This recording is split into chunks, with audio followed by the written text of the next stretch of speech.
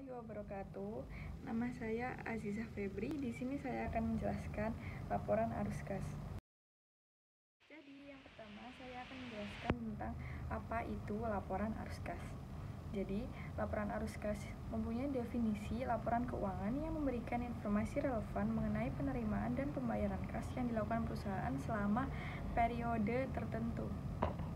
Selanjutnya, laporan arus kas memiliki 3 klasifikasi atau dibagi menjadi 3, yaitu yang pertama aktivitas operasi, yang kedua aktivitas investasi, yang ketiga aktivitas pembiayaan. Yang pertama, aktivitas operasi. Aktivitas ini dapat mempengaruhi kas atau keuangan perusahaan. Dibagi menjadi 2, jika aktivitas itu masuk, berarti ada penerimaan atau penjualan barang dan jasa, atau bisa jadi berasal dari penerimaan yang dihasilkan dari pemberian pinjaman. Pembagian yang kedua, jika aktivitas itu keluar, berarti ada pembayaran gaji karyawan atau utang kepada perusahaan dan pembayaran kebutuhan. Yang kedua, ada aktivitas investasi. Hal ini berhubungan dengan pemasukan atau pengeluaran dana yang memiliki keterkaitan dengan pembelian atau penjualan aktiva tetap.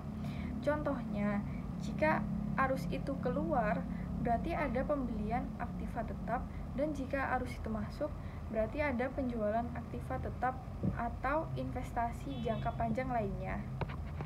Yang ketiga, ada aktivitas pembiayaan. Aktivitas ini berasal dari transaksi yang berkaitan dengan penambahan atau pengurangan modal. Contohnya, jika arus itu masuk, berarti ada penjualan surat berharga ekuitas, misalnya saham perusahaan, atau bisa jadi berasal dari penerimaan obligasi. Dan jika arus itu keluar, berarti ada pembelian saham dan pembayaran utang jangka panjang untuk memperoleh kembali saham. Selanjutnya, penyusunan laporan arus kas. Yang pertama, neraca komparatif. Yang kedua, laporan laba rugi periode kini. Yang ketiga, data transaksi seleksi. Neraca komparatif itu neraca yang membandingkan 2 tahun periode. Selanjutnya, disusun dengan laporan laba rugi dan data transaksi seleksi. Selanjutnya, masuk ke dalam metode penyusunan laporan arus kas. Metode ini terbagi menjadi 2. Yang pertama ada metode langsung, yang kedua ada metode tidak langsung. Metode langsung itu sendiri memiliki penyusunan dilakukan sesuai dengan kas atau bank. Dan metode ini harus melaporkan berbagai kelompok penerimaan dan pengeluaran kas dari kegiatan operasional dan perusahaan, lalu dilanjutkan dengan investasi dan pembiayaan. Nah, yang kedua, jika metode tidak langsung, berarti penyusunannya itu dilakukan sesuai neraca dan laba rugi dengan cara mengoreksi pengaruh dari transaksi bukan kas. Slide selanjutnya terdapat skedul arus kas dari kegiatan operasi.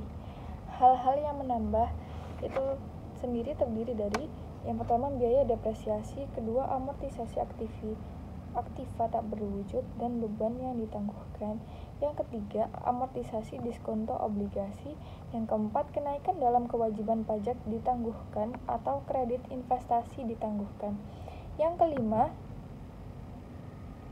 kerugian investasi dalam saham biasa atau metode equity, yang keenam kerugian penjualan aktiva tetap, yang ketujuh penurunan dalam piutang, yang ke-8 penurunan dalam biaya dibayar di muka, yang ke-9 kenaikan dalam utang dagang, yang ke-10 kenaikan dalam biaya terutang.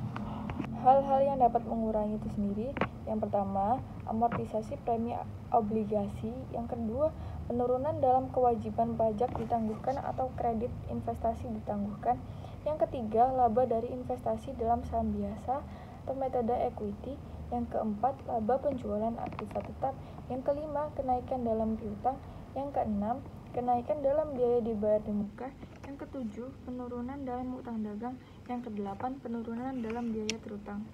Di slide yang terakhir saya akan menjelaskan tentang aktivitas investasi dan pembiayaan. Dan berikut ini hal-hal yang mempengaruhi kas. Yang pertama, tanah naik Itu jika ada penjualan. Lalu yang kedua, aktiva tetap dan akumulasi depresiasinya naik. Yang ketiga, utang obligasi naik, berarti terdapat hutang, maka dari itu arus kasnya naik dan laba ditahan dan mempengaruhi kasnya naik. Sekian dari saya.